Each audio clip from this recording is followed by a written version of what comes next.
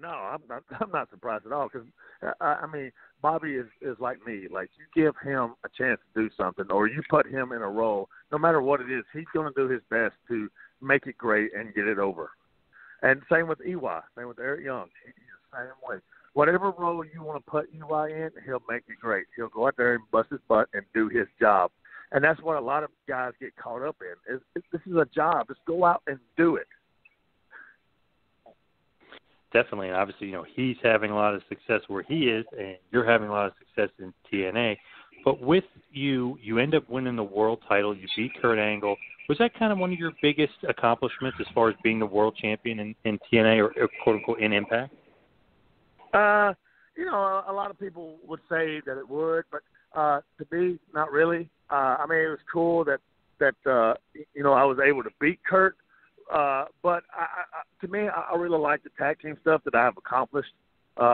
It's funny because a lot of people are like, "Oh, he's a tag team wrestler." Well, believe me, if you say that to the Rock and Roll Express or Midnight Express, hey, I'm very proud to have been a tag team wrestler. Like I don't mind it at all. And the best thing about being a tag team wrestler for all those years is I didn't have to take as many bumps as a lot of the guys doing single stuff. So now that I'm even a little bit older, I can go a little bit more. That is a great point. You don't think about the little things like that. Yeah, you're right. You're taking half the bumps as a tag team guy. That is Bam, true. Exactly.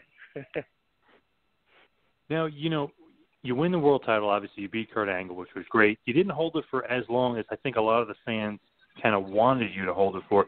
Did you feel like a longer title run was necessary at that point, or were you okay with the run you had? No, to me, how kind of getting mismatched in the mud or whatever, like the stuff that's got, because at Bound for Glory that me and Bobby had in Phoenix, it was actually supposed to be for the world title, again.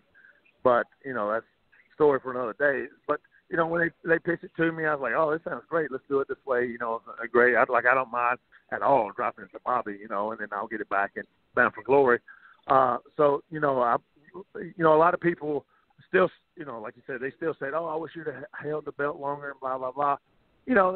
That's fine. But you have to build a heel. You have to have a heel in the whole thing.